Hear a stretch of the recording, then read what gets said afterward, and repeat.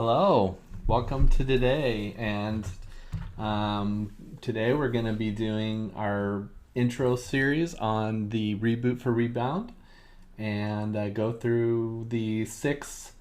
Today we're going to get through the six big digital areas that we kind of want to focus on in 2021. And my name is Andrew.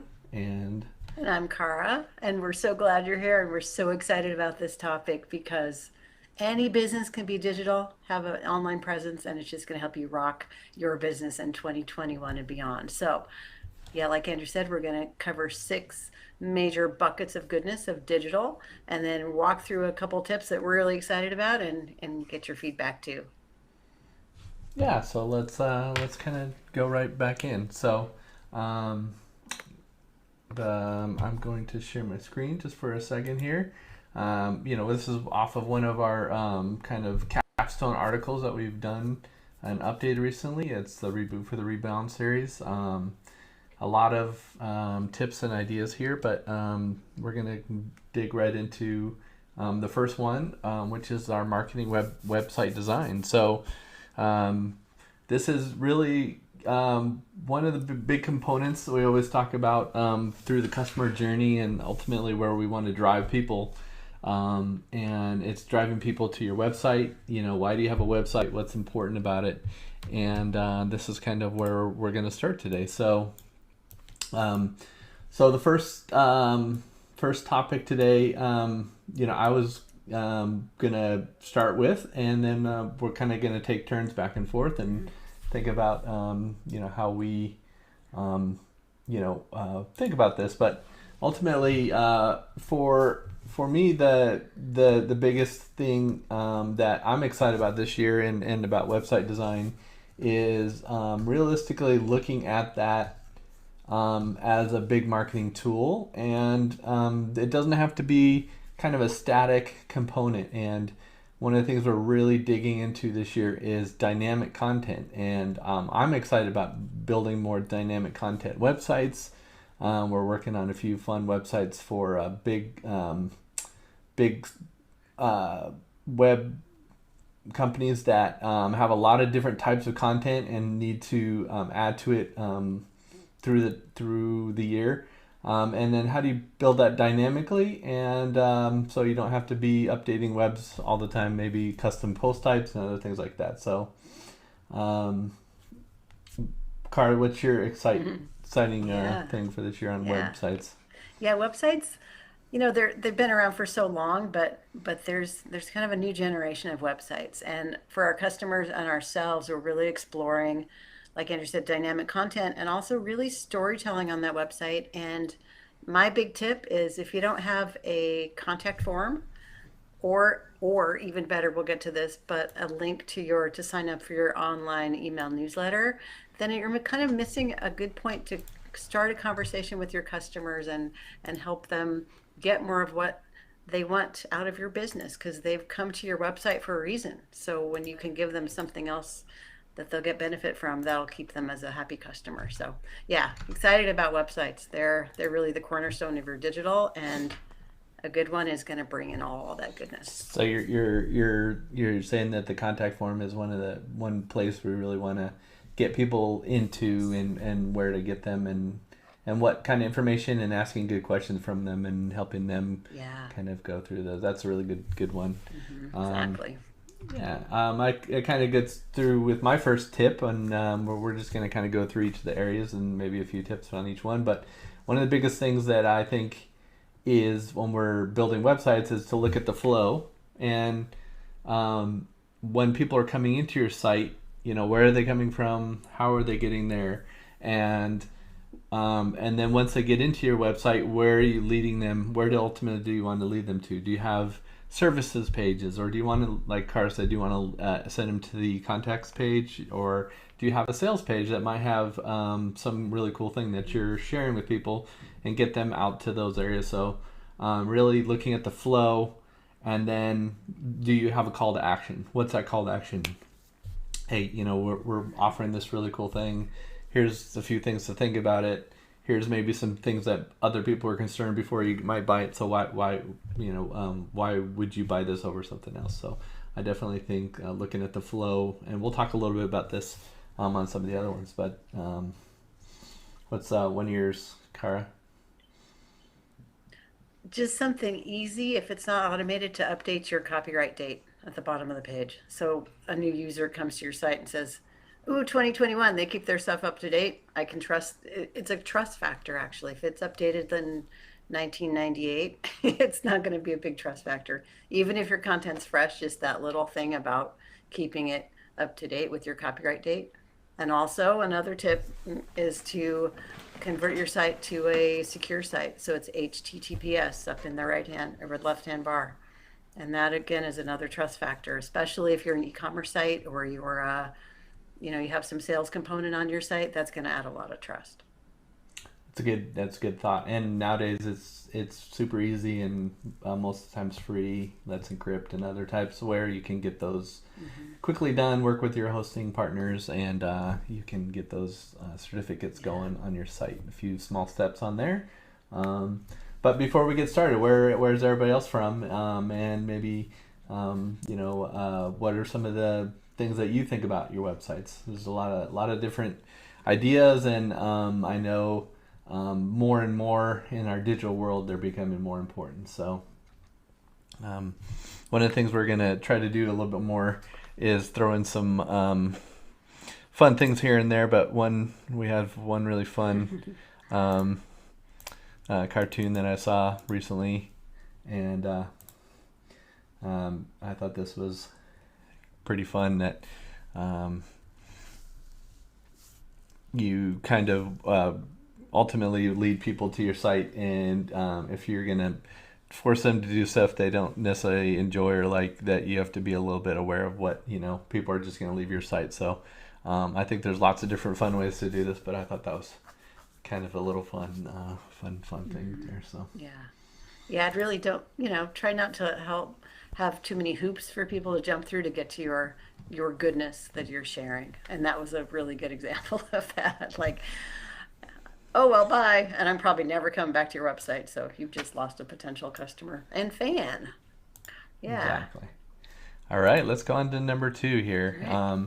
This is a big one, and we're going to come into social media. Social media. So if you're not on social media, that's okay. There's other ways to reach your audience as well. But if your business is on social media, and I encourage you to get on there, there's the major channels of Facebook, Instagram, Twitter. There's some other minor ones coming along too. But just remember that social media is a really good opportunity to start conversations and community with your audience and your customers. So it's not just a one-way push of information, but ideally you want to get people to have conversations and share ideas and that kind of thing, and really get that conversation going.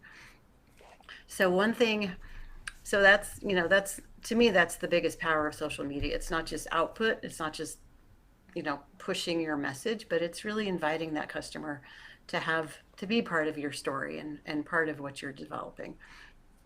So one super easy thing to get that going, and just to reboot for the new year, is to update your header image and refresh your about and your story sections. Because when somebody is on your page or they're new to your page and they see a brand new header image, hero image, is like, wow, something's different. What are they doing? This is cool. And again, like your website, it keeps it relevant, keeps it fresh.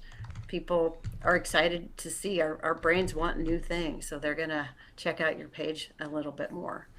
And then one tip that we're really diving into with our own content and client content is the power of evergreen social posting. And that means it's not boring content that you repeat, but it's evergreen content. So you can write some really good content, but it's not date driven, it's not event driven, and you can reuse that and start crafting a really nice message that you don't have to be posting live every day, but you can be really current and relevant with your message, but not be tied to that daily posting like one-to-one. So what about you, Andrew? What do you like about social media? What are you excited about?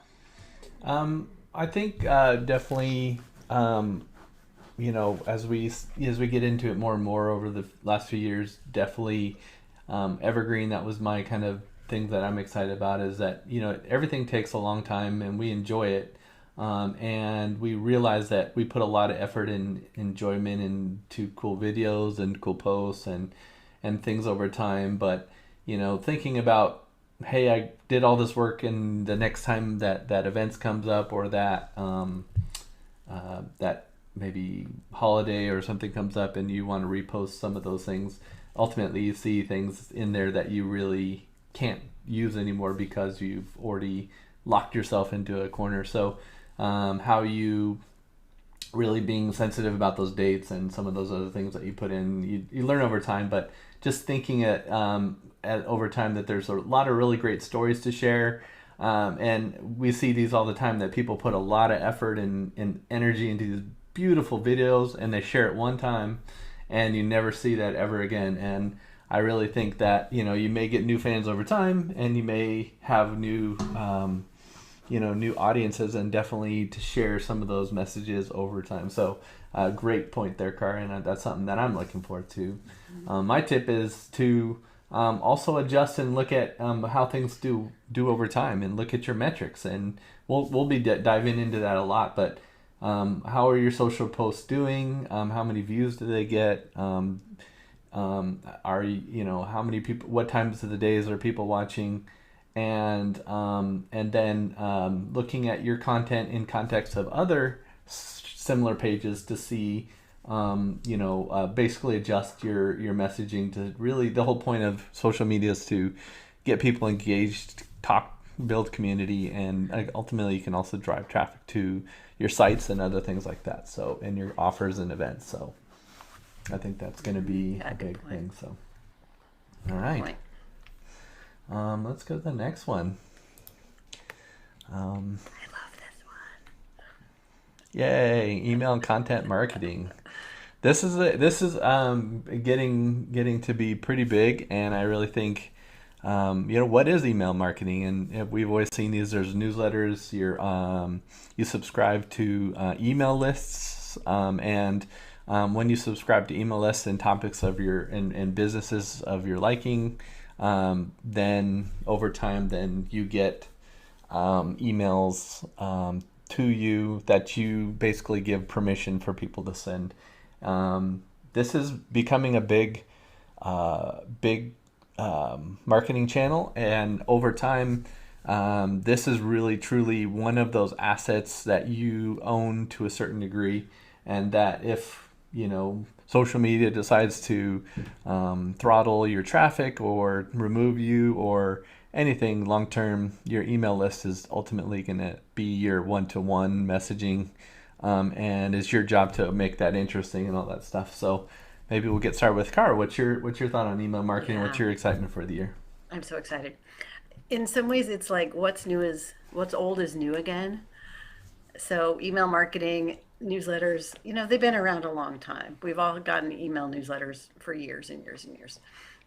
And some we read, some we don't read. But done well, email marketing is not just newsletters, it's all the other things you can do with your email list as well. But a good email newsletter, oh my gosh, because you can share your story, be yourself, share what's on your mind, what's about your business.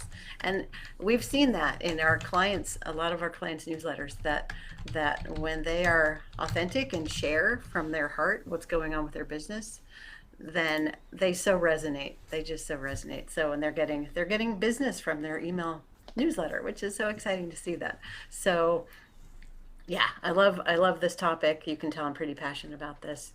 One little tip is that, like Andrew said, just to morph on that a little bit, your email list is gold. It's like a sacred asset of your business. And the way I like to think of it, it's so special because in essence, these people have invited you into their living room, into their kitchen, into their bedroom, wherever they're online and they're reading their email.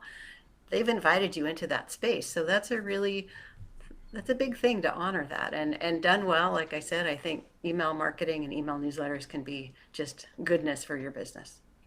How about you, Andrew? And yeah, I agree completely. And I think we've seen working with our clients, and maybe that introduce a little bit about us, but Cara and I run a digital media agency called Blue Ascension, and we work with a number of clients on websites, social media, digital campaigns, digital events, event promotion, things like that. So, this is where we're coming from, and we'll kind of introduce that as we go through. But email is one of those things this last few years that we really are starting to um, get into and really see the growth and opportunities where, if you only connect with your list and you have a really nice list and you only connect with them every 6 months, or you connect with them every day and they're starting to say, okay, I don't need any more of this. Where's that fine tuning? So for me, one thought is, how do you build your list? Kyle talked about the how to think of your list, and I think of also, how do we build lists with people that are interested in different areas. And one of those things that I'm excited about this year is that taking those lists and how do we add more people through different tools. So Cara talked about the contact form. Through your website, you might have a newsletter sign up. Those good or bad done pop-ups that come up on your site. And as well as sometimes we also do webinars, and webinars that have integrations into your email marketing list. And also if you have events, digital events, and then capturing those and getting requests to get people onto your list right there. Because these are people that are interested in things that you're providing. They might want to do more in the future. And the more you bring them in, segment them if you can, and really continue to build upon this exciting thing. So that's the thing I'm excited about. And my tip is maybe, and we'll talk more in depth about these things as we go through, but having an opt-in for your business. And an opt-in is one of those things where you might provide value. You might write a short ebook or a checklist or provide a video or lots of different things, but get people to opt in to receive that value, and then they're on your list. And again, that's a trust back and forth. And so, we're going to do some series on how to set up an opt-in, a basic opt-in, and how do you do that automatically through email marketing software, and how do you upload your PDFs, and how do you provide different value based off of those opt-ins. And more, Kara's got, some great ideas as well. I remember we've been talking recently of some really unique aspects and opt-ins that different businesses can provide, and you would be surprised, like, what kind of things, opt-ins that you can provide, and they're fun, and your already engaged audience are getting even more value and fun out of those things. So definitely, that's one thing that like I said, you can tell Cara and I talk about email a lot. So We geek out about it, and that's a good thing. yeah, why don't you? We'll go to the next section, and Video experiences. and this is a big one. Video experiences. So the world is digital. It's going. Video is the future. I mean, we all know that. If you're on social, even if you're not, you see video all the time. It's just, it's it's taking over the world. That's not a secret. So how can we use video to the best of to really help our businesses grow and develop and that kind of thing? And the beautiful thing about video used to be studio, big cameras, lots of editing, all that stuff. And I believe I've seen the world is so forgiving now with video. People just want to see human beings being human beings. So use your cell phone. We got the little cell phone button. Get a stand. You can do video really quickly, and we'll give you some more tips to do a little bit more professionally and things like that. But it's not hard to get into. Just hit the play button on your video on your cell phone and start doing. And the biggest thing, like I said, is people are forgiving. They really are now, especially nowadays with all we've been through in the last year. People just want to see good, authentic human beings sharing what they're thinking about, what their business is about, that kind of thing. So, don't be afraid of it. Just get out there and do it.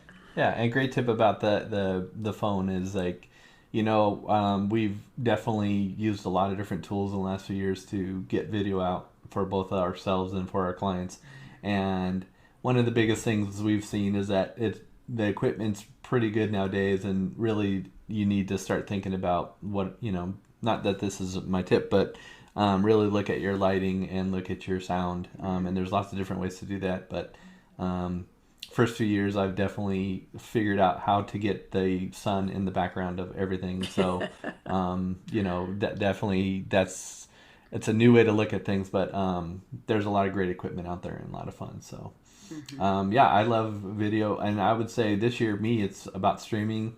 We're doing this right now, and we're doing this more and more with our clients and people that we work with and businesses, and how do they get online and meet with their fans and share value and get to know people one-on-one. And it's getting easier and easier. It really is. And definitely this is going to be getting more and more of a tool.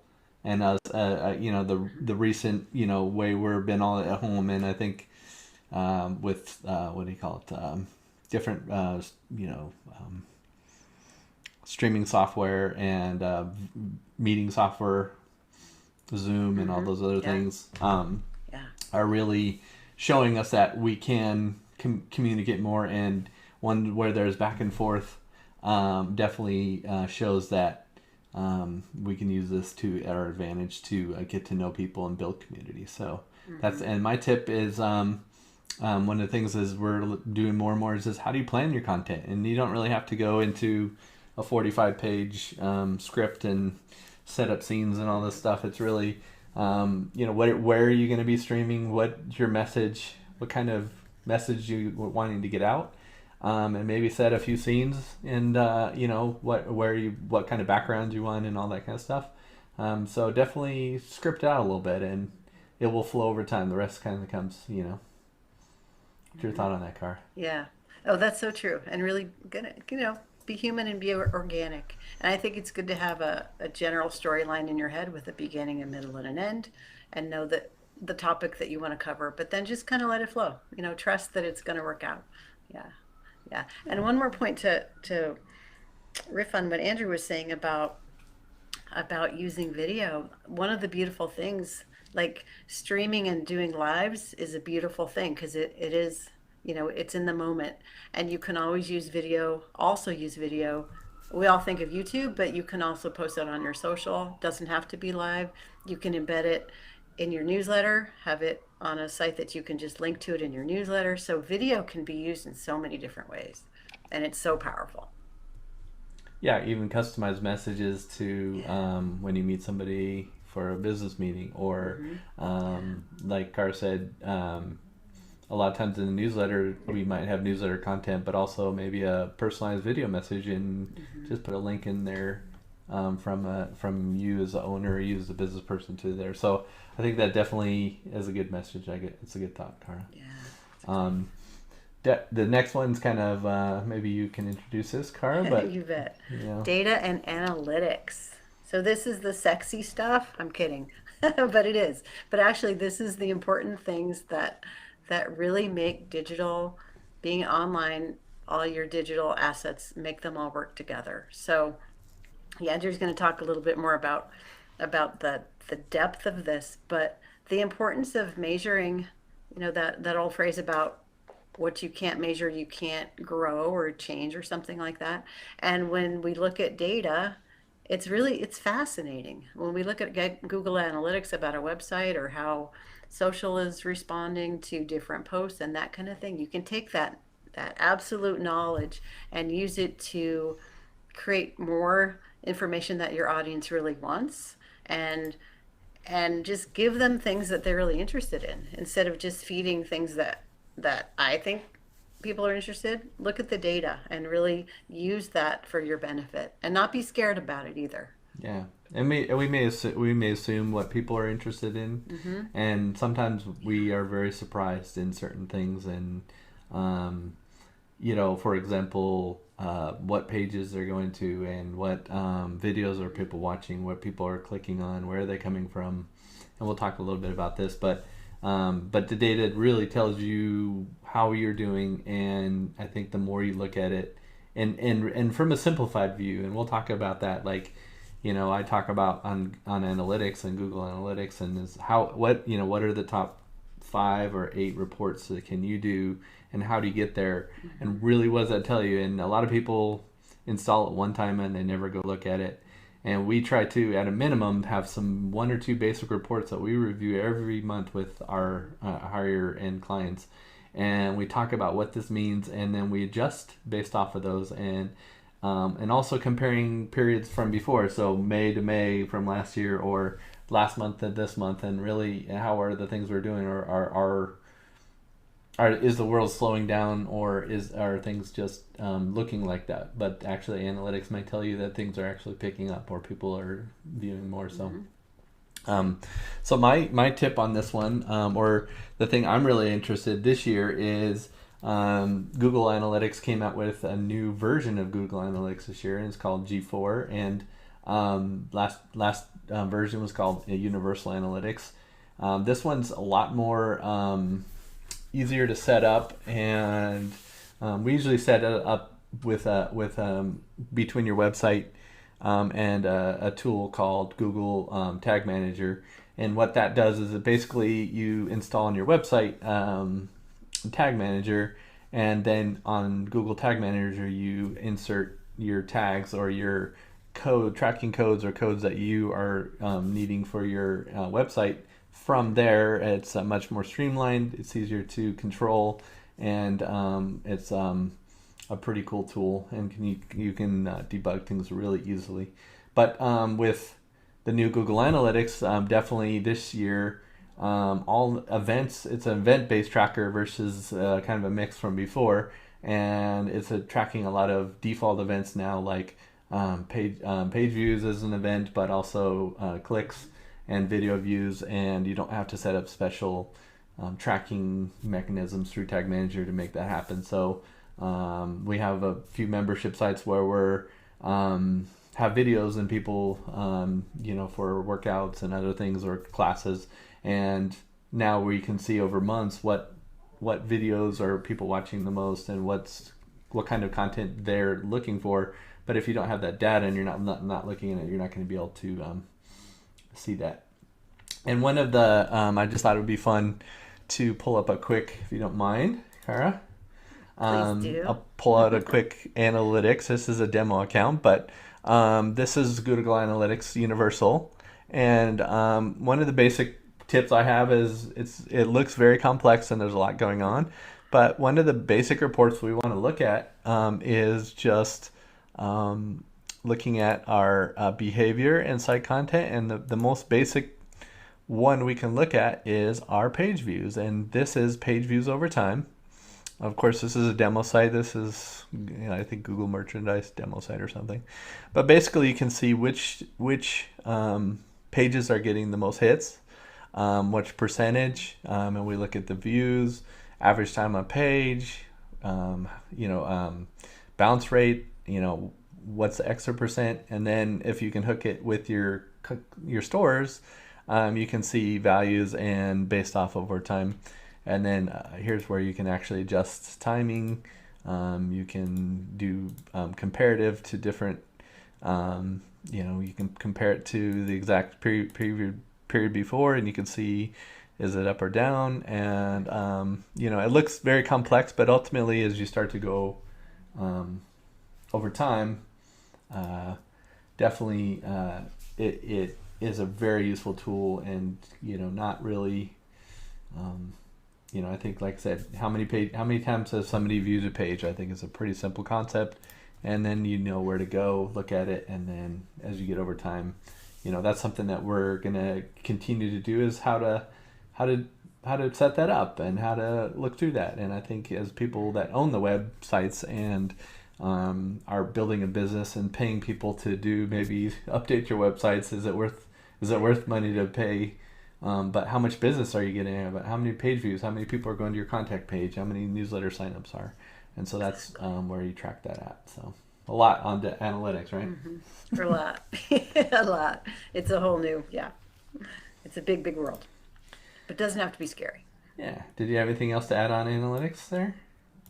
No, that's it. There's the data is your friend. It really is. It looks like this big overwhelming thing, but once you start diving in and just become familiar with it, it's going to share a lot of what's going to be helpful to build that. Yeah. Nice. Okay. And I think our last and not last here is our integration and marketing integration. Yeah.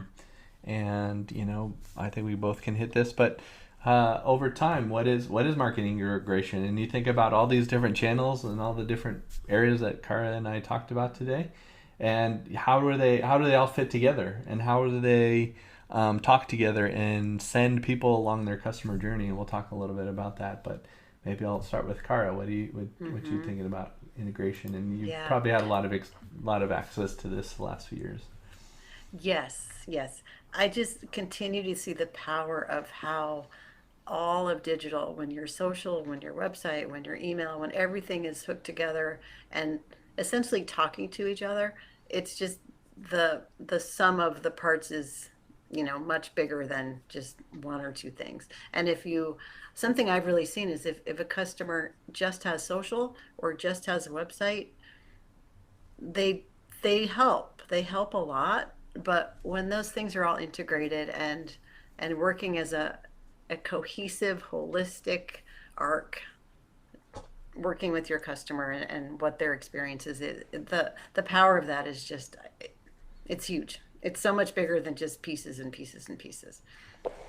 So it's, yeah. Yeah, and how it's all put together, and I think we keep talking about, and I like the framework of the customer journey, and they talk about audience engagement, leads, and conversions, and basically, we're working on social media and we're posting videos and content, and we're really to build engagement and meet new people, talk with them and talk through ideas and interesting things. Now over time, as we build trust, we lead people to where we want them, to our events and our products and our books and our websites. Maybe we provide more value to them for free. Sometimes we might ask for them to look at or buy a product, and then from there, then it kind of reverses that circle and builds that you know that trust value over time, and they invite new people to your communities. And we see this over and over with working with customers, is that it's really a nice simplified model. But ultimately, how do you think about, why am I doing social media, why am I doing a website, Right. why do I need an email list? But it's really that over and over. And as we're finding out in the digital world, you might have a course, or you might have a product or a digital product where you're selling a book, and ultimately, if you build that structure in the funnel and everything, and you're continuing to put out good content, it's gonna kind of build upon itself. And we talked about the evergreen model, Mm-hmm. and we're really excited about continuing to learn together with you, and also with how do the new tools and the new accesses, new social media platforms, and they're all built for different purposes and different ways to communicate. So Cara and I will continue to share, and maybe leave some of your favorite places or things you like with digital media in the comments below, and be sure, if you um, follow us on our social accounts. We're on Facebook, we're on LinkedIn, YouTube, Blue Ascension Media, and we will. Is there anything there you're interested in, or some of these topics that you would like to Yeah. hear more from? Let us know. Definitely leave a comment. We're here to help, and we're here to learn alongside you. So even if we don't know, we're happy to dive in and to learn and create some sample things so we can learn together. So, did you have anything else to Yeah. add there, Cara? Yeah, that's it. Just excited to be here with you and share this journey, because business is all about, yeah, it's all about growing and connecting people. That's really what it's about in my mind. So happy to be here with you, and we're going to be doing these every week. So stay tuned for more, and we'll be going into more of the actual tips and how you can really leverage this for your business. Yeah, man. And we also have a fun surprise coming soon too about businesses and actually looking at businesses in a different series or different video series Different of way. how businesses integrate these, and why are those businesses that you really connect with, why are those special to you, and why, and look at how can we reproduce that. As a business owner, if you're a business owner, you work with businesses, you work for a business, how do you help them or yourself connect and implement some of these things in a way that really resonates with the customer. So there's some fun stuff coming. So happy Friday, and we will talk to you soon. All right. Yes, indeed.